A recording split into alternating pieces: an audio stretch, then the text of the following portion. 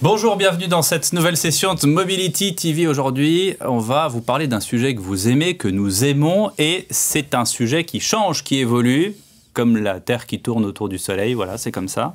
C'est la LLD, la location longue durée. Pour en parler, j'accueille bien sûr Berislav Kovacevic. Bonjour Berislav, Solution VO, grand Manitou de la LLD, de plein d'autres sujets aussi, mais en tout cas de ce sujet, là-dessus vous êtes incollable. Olivier Monod, bonjour. Bonjour Pierre, heureux de vous retrouver. Oui, président du SNL VLD, le syndicat des loueurs, pour faire plus vite, également président d'Alphabet. Et Hugo Salin, bonjour. Bonjour Pierre. Directeur marketing d'Arval. Alors, je laisse la parole à Berislav parce que quand je disais que ça évolue notamment dans la digitalisation, dans la connectique. La LLD se fait 4.0. En tout cas, force est de constater que sur le marché, les loueurs en général progressent plus vite que le marché. Ça fait déjà des années. Ce qu'on constate aussi, que leur stratégie évolue. Il y a quelques années, ils attaquaient les grands comptes et puis petit à petit les PME. Mais bon, comme ça représente que 2,5% des sociétés en France, ça fait bien longtemps qu'ils ont comme cible les TPE qui, elles, représentent 97,5%. Et puis, comme ça ne suffit pas non plus à leur gourmandise naturelle, ils commencent à se pencher. En tout cas, c'est ce qu'on a observé dans l'actualité récente, sur le business carrément des particuliers. Et là, les concessionnaires, habitués à travailler plutôt avec aussi leurs captives ou avec des financiers indépendants, se posent déjà des questions. Des questions qui vont dans le bon sens ou dans le mauvais sens? Olivier Monod, est-ce que ce sont des questions existentielles qui font penser à, la restructuration du business model, ou on n'en est pas encore là? Alors mais d'abord j'aurais tendance à dire, avant de parler d'évolution de la LLD, moi je crois surtout qu'on a l'immense chance de vivre la révolution de l'industrie automobile et de la mobilité en général, ou l'invention de la mobilité peut-être. Et ça peut paraître un peu pompeux comme ça, mais je pense qu'on est vraiment à ce moment-là sur une industrie qui est quand même mondiale et extrêmement importante. Alors le loueur, c'est un maillon de cette industrie, c'est un maillon important, mais voilà. Et pour prendre juste une petite comparaison, mais je pense qu'on va passer dans le milieu d'automobile du téléphone fixe au téléphone portable. Quand on s'imagine ce qu'on a dans la poche aujourd'hui et ce qu'on utilisait il y a 20 ans, c'est exactement ce qui va se passer dans notre industrie. Donc c'est une révolution majeure. Après, effectivement, toutes ces portes qui s'ouvrent, tous ces sujets que l'on commence à explorer, ils sont par essence extrêmement intéressants parce qu'ils représentent pour les loueurs des nouvelles parts de marché, un nouveau type de clientèle, plus de business. Vous savez que dans le milieu de l'entreprise, on a souvent une envie forte qui est celle de croître. Oui, certainement. En tout cas, si on ne vous a pas posé la question sur la révolution de la LLD, c'est qu'on avait déjà, je parle sous votre contrôle, déjà eu l'occasion d'en parler ici, et c'est pour ça qu'on voulait un petit peu, faire avancer le pion sur l'échiquier. Hugo Salin, est-ce que vous constatez, vous, effectivement, une révolution, une évolution? Est-ce que vous avez des craintes, des inquiétudes? Nous, on est très positifs, puisque sur notre activité historique, on croit. Et ça, c'est quand même une bonne nouvelle, puisque souvent, quand il y a des révolutions ou des ruptures, en fait, c'est pas une très bonne nouvelle pour vos activités historiques. Vous êtes obligé d'aller chercher tout de suite quelque chose de très différent. Donc là, au moins, on part d'une base qui continue à croître. Donc, l'allocation longue durée pour les grands comptes est quelque chose qui fonctionne encore très bien. Et on pense qu'en fait, on a deux axes de diversification importants. Le premier qui est évidemment celui qui a été cité, autour de l'offre de services pour des toutes petites entreprises et demain des particuliers, demain étant d'ailleurs aujourd'hui dans certains pays. Mais aussi une diversification de l'offre et des produits, puisque on partait d'un monde où on vendait de l'allocation longue durée pour des grands comptes, à un monde où on va vendre l'allocation longue durée, l'allocation moyenne durée, on va vendre des solutions de car sharing, des solutions de mobilité à des grands comptes et à des plus petits comptes. Et donc du coup, on rentre dans un monde qui est extrêmement large et sur lequel, du coup, beaucoup d'opportunités et en même temps une certaine complexité qui s'installe et qu'on doit traiter, notamment au travers d'outils digitaux. Est-ce que maintenant qu'il y a la LLD pour les particuliers, est-ce que la LLD n'est pas en train de tuer la LOA ? Je pense pas encore, mais non, je pense pas encore, mais ça vient. Oui, parce que tout ça part avant tout d'une problématique de moyen de consommer, de mentalité effectivement des utilisateurs. Et comme ça a été dit, effectivement, la LLD a connu dans son histoire le chemin, on va dire assez classique, de partir en convainquant les très gros acteurs, en se dirigeant vers des acteurs plus petits. Ces derniers temps, les loueurs s'intéressent beaucoup aux PME, aux TPE, voire même aux self-employés, comme on peut les appeler. Et finalement, ces personnes, ces auto-entrepreneurs ont des caractéristiques de consommation qui sont finalement très très proches des particuliers. La LOA, c'était l'hybride et le LLD, c'est le tout électrique. La LOA, elle a encore ce sujet qui rassurait, ou qui rassure peut-être encore certains consommateurs, qui est de se dire...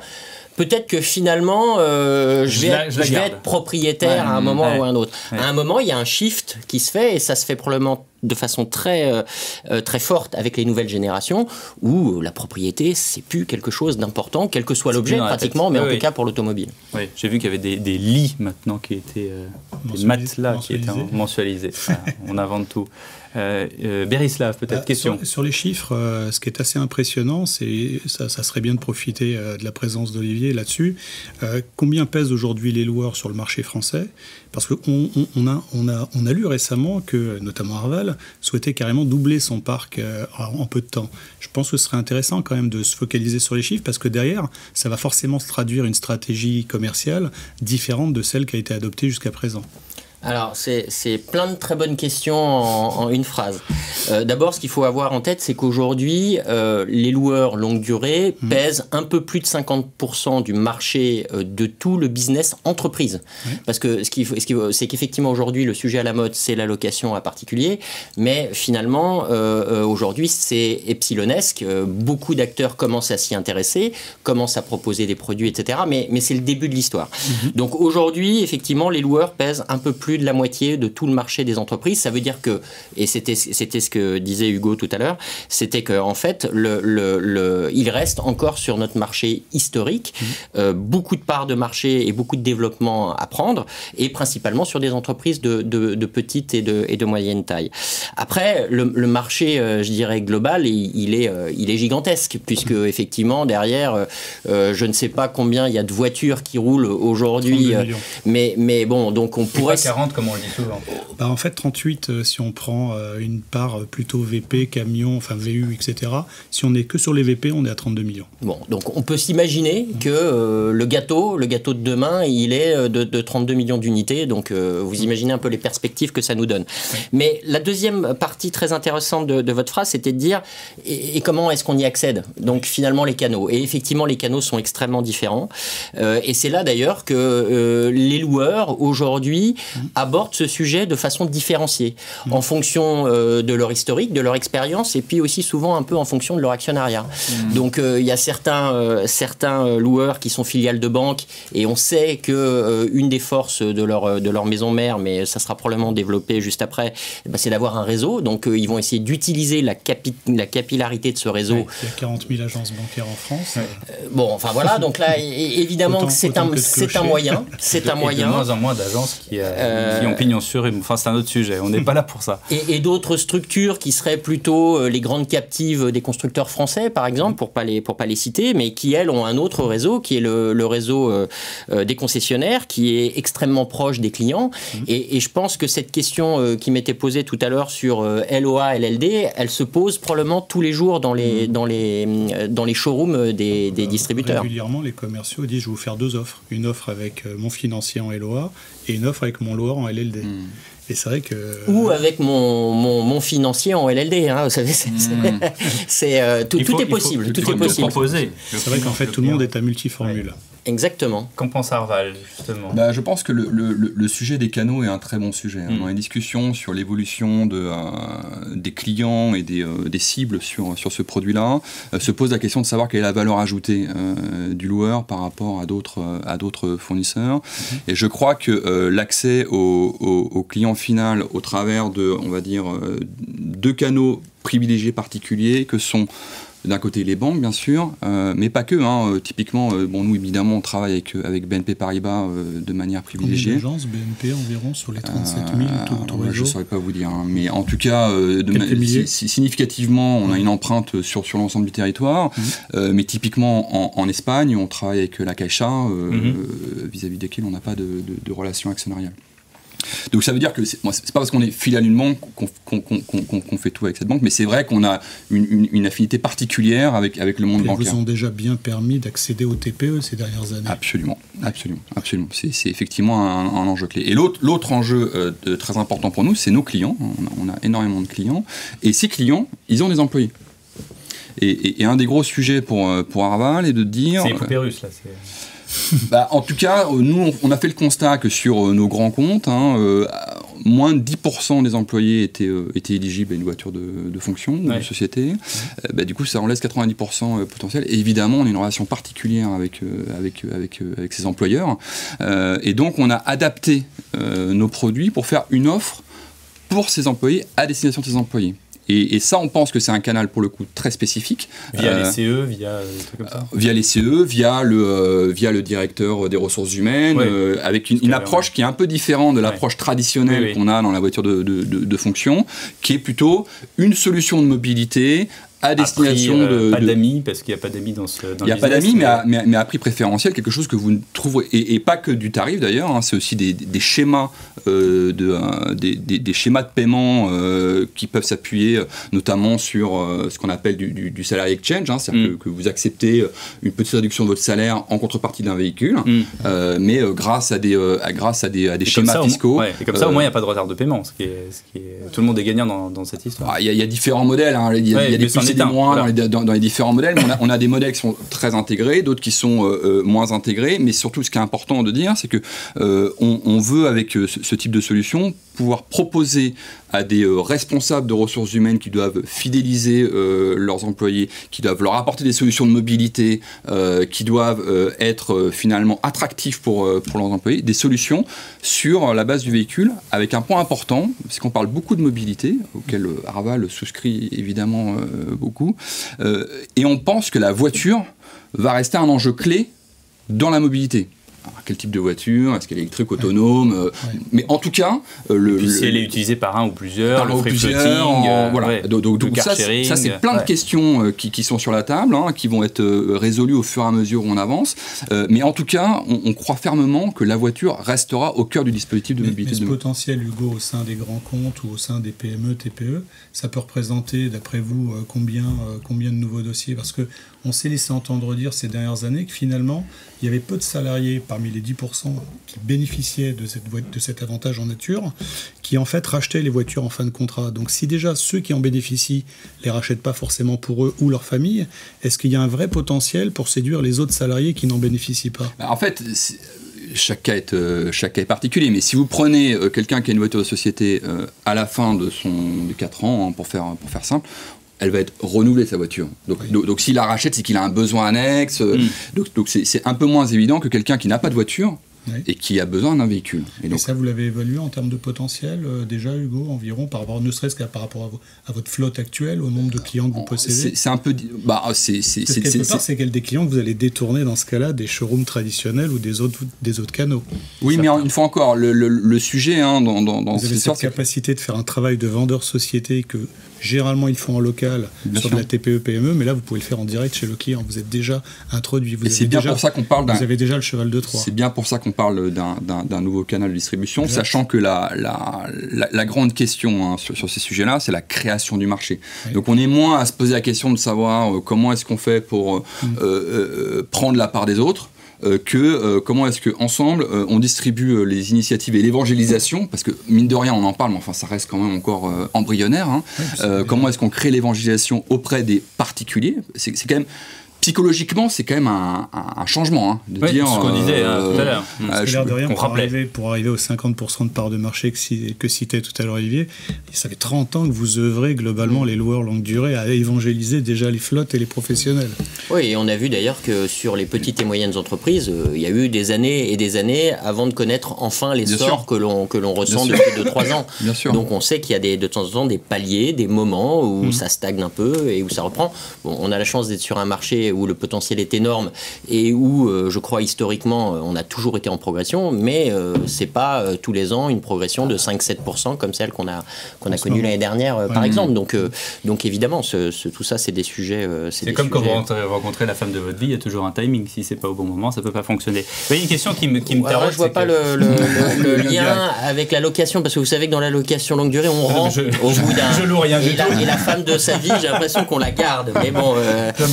je vous rejoins là-dessus. Vous allez vraiment me faire passer pour un malotru. Non, mais il y a une question qui me taraude plus sérieusement, c'est effectivement toutes les... Et évidemment, la législation le prévoit, mais c'est du bon sens. Toute publicité pour de la location de véhicules est précédée ou suivie d'un astérisque en disant « N'oubliez pas, un crédit vous oblige à rembourser, etc. » Est-ce que, et pardonnez-moi de vous poser la question, mais comme c'est quand même une forme de crédit, est-ce que vous ne craignez pas un emballement sur la location longue durée et connaître peut-être ce qu'on a connu avec les subprimes? Non, alors premièrement, je ne veux pas rentrer trop dans le détail, mais effectivement, d'abord, quand même concrètement, la LLD n'est pas un crédit et on n'a pas les mêmes astérisques. Après, pour être quand même complètement rembourser de l'argent complètement transparent, voilà, effectivement, et la personne s'engage effectivement à louer et donc à régler le coût de l'utilisation du véhicule qu'il a choisi de prendre pour 2, 4, 5 ans. Voilà. Là où l'approche qui a été décrite, effectivement, enfin, cette approche, elle est parfaitement juste et elle est partagée par beaucoup des loueurs et aussi par Alphabet, c'est un canal particulièrement intéressant aussi pour aider le loueur à couvrir ce genre de choses. On peut tout imaginer. Alors bien évidemment, il faut faire extrêmement attention à toutes les législations qui sont en train, enfin pas d'émerger, mais d'être très très fortement renforcées sur toute la gestion des données personnelles, etc. Mais à partir du moment où il y a entre guillemets un lien qui se fait à trois, au travers du client du loueur avant tout, qui ouvre derrière ou qui permet d'ouvrir certaines offres privilégiées à ses collaborateurs, on peut aussi trouver un certain nombre de règles pour éviter justement que quelqu'un avec un trop petit salaire parte sur une voiture qui soit complètement disproportionnée par rapport à ses revenus, pour quelqu'un qui est dans l'entreprise depuis 3 mois qui part tout de suite sur 3 contrats.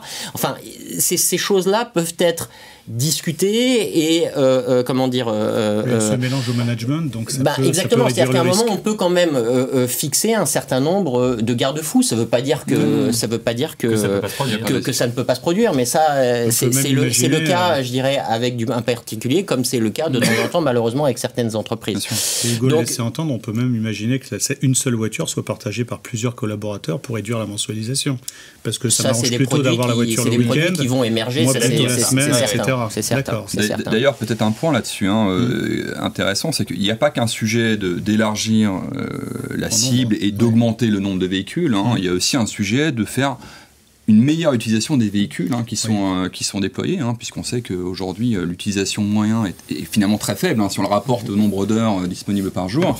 Et donc c'est un point auquel nous on croit aussi beaucoup, c'est la possibilité sur des véhicules qui ont déjà été déployés dans des flottes d'entreprises, de solutions qui permettent de faire en sorte qu'elles restent moins au garage et qu'elles soient mieux exploitées à des fins notamment privées pour les employés qui ont besoin, je sais pas moi, j'ai besoin d'aller faire une course à midi dans Paris, je prends une voiture pendant 2 heures, c'est très simple, donc en l'occurrence on a lancé une offre qui s'appelle Raval Carsharing qui permet de faire ça, c'est tout digital, il n'y a pas de clé, tout est dans le mobile, et ça on croit beaucoup que c'est des solutions qui vont permettre d'améliorer la mobilité, tout à fait, tout en étant sur le mode de transport à 4 roues avec un volant. Dernière question, et après il va falloir malheureusement qu'on conclue, mais on se reverra sans doute. Il y a une course au prix comme pour tout produit, ça existe aussi pour ALD. Il y a, on entend, marché chinois, indien qui émerge. Est-ce que vous n'avez pas peur qu'un jour on vous propose, pour vous faire concurrence, la voiture à 19,99 par mois ? Bon, alors d'abord, il ne faut pas avoir peur dans la vie. Deuxièmement, on a déjà vu... Le guerrier, là.